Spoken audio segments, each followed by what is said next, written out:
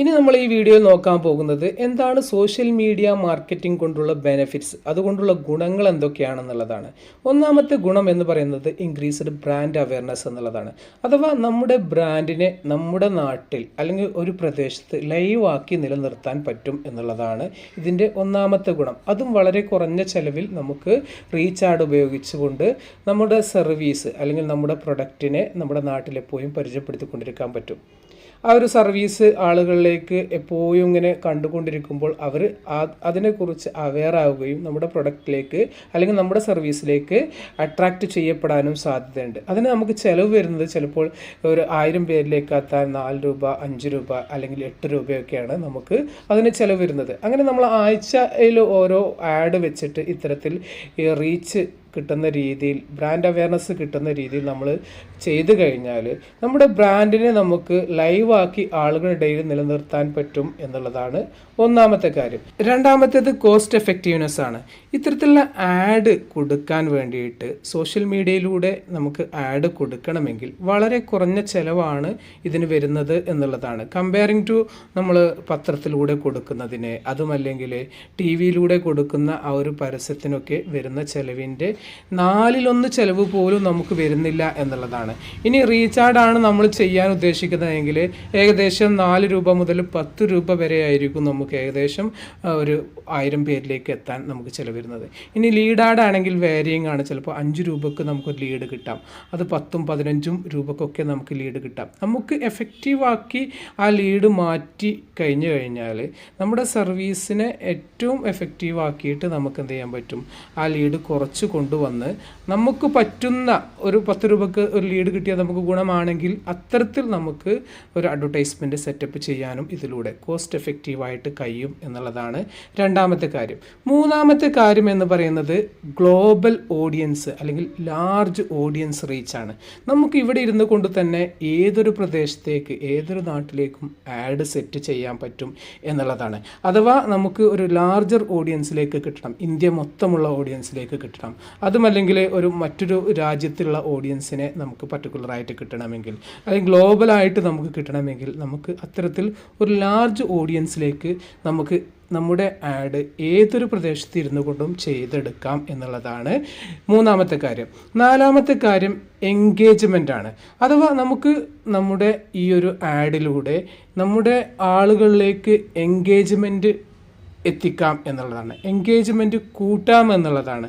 ഒരു direct communication അവരുമായിട്ട് നമുക്ക് കണക്ഷൻ ഉണ്ടാക്കാം എന്നുള്ളതാണ് ഇതിലൂടെ നമുക്ക് സാധിക്കുന്നത്. അഞ്ചാമത്തെ കാര്യം എന്ന് പറയുന്നത് നമ്മുടെ കോമ്പറ്റീറ്ററെ എങ്ങനെയാണോ ആഡ് കൊടുക്കുന്നത് അല്ലെങ്കിൽ അവരെങ്ങനെയാണോ പെർഫോം ചെയ്യുന്നത് എന്നുള്ളത് നമുക്ക് മനസ്സിലാക്കിയെടുക്കാൻ സഹായിക്കുന്ന കുറേ ടൂളുകളുണ്ട്. അതിനെക്കുറിച്ചൊക്കെ നമ്മൾ വഴിയെ പറയും.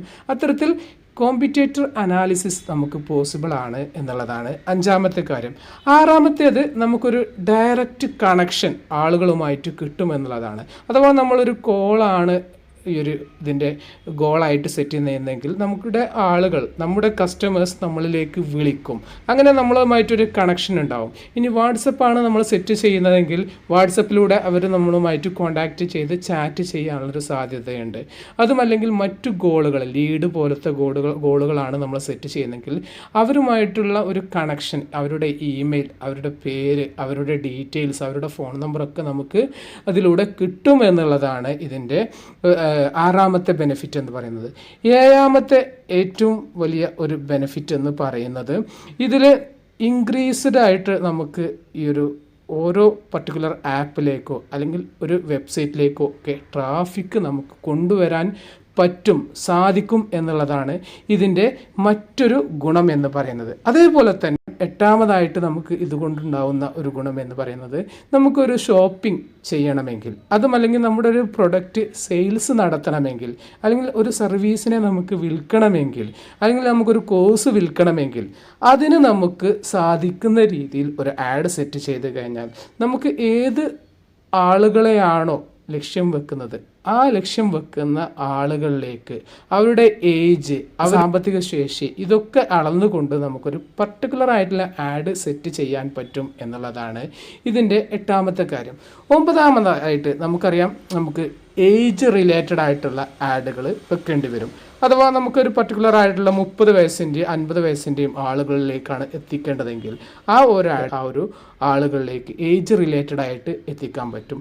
അതേപോലെ തന്നെ നമുക്ക് ഓരോ കാറ്റഗറി വൈസ് ആയിട്ടുള്ള ആളുകളെ നമുക്ക് കിട്ടണമെങ്കിൽ ഷോപ്പിംഗ് കൂടുതലായിട്ട് ചെയ്യുന്ന ഓൺലൈൻ ഷോപ്പിംഗ് ചെയ്യുന്ന ആളുകളെ നമുക്ക് കൂടുതലായിട്ട് കിട്ടണം. അല്ലെങ്കിൽ പർട്ടിക്കുലർ രോഗമുള്ള ആളുകളെ നമുക്ക് കൂടുതലായിട്ട് കിട്ടണമെങ്കിൽ ആ ആളുകളിലേക്ക് ലക്ഷ്യം വെക്കാൻ പറ്റും എന്നുള്ളതാണ്. അതേപോലെ തന്നെ നമുക്കൊരു സെക്സ് റിലേറ്റഡ് ആയിട്ട് ഒരു ലേഡീസിന് സ്പെഷ്യലായിട്ടുള്ള ഒരു പ്രൊഡക്റ്റാണ് നമ്മുടെ അടുത്തെങ്കിൽ നമുക്ക് ആ ഒരു സെക്സിലേക്ക് നമുക്ക് ആളുകളിലേക്ക് എത്തിക്കാൻ പറ്റും. അല്ലെങ്കിൽ മെൻസ് റിലേറ്റഡ് ആയിട്ടുള്ള ഒരു പ്രൊഡക്റ്റാണ് നമ്മുടെ കയ്യിലുള്ളത്, അഥവാ മെൻസ് എന്നുള്ള കാറ്റഗറിയിലുള്ള ആളുകളിലേക്ക് മാത്രമായിട്ട് നമ്മുടെ അഡ്വർടൈസ്മെൻറ്റ് എത്തിക്കാൻ പറ്റും എന്നുള്ളതാണ് ഇതിൻ്റെ മറ്റൊരു ഗുണം എന്ന് പറയുന്നത്. അവസാനമായിട്ട് അൾട്ടിമേറ്റ് ആയിട്ട് പറയുകയാണെങ്കിൽ ഏറ്റവും ഇമ്പോർട്ടൻ്റ് ആയിട്ട് നമുക്ക് ഈ ഒരു ആഡിൻ്റെ പെർഫോമൻസ് ഇവാലുവേറ്റ് ചെയ്യാൻ പറ്റും എന്നുള്ളതാണ്. അഥവാ ഏത് ഏജ് റേഞ്ചിലുള്ള ആളുകളാണ് നമ്മുടെ പ്രൊഡക്റ്റ് അല്ലെങ്കിൽ സർവീസിലേക്ക് കൂടുതൽ അട്രാക്റ്റ് ആവുന്നത്, ആ പ്രൊഡക്റ്റ് ലീഡ് ജനറേറ്റ് ചെയ്യുന്നത്, ആ പ്രൊഡക്റ്റിലേക്ക് കൂടുതലായിട്ട് എൻക്വയറി വരുന്നത് എന്നുള്ളത് മനസ്സിലാക്കാൻ പറ്റും.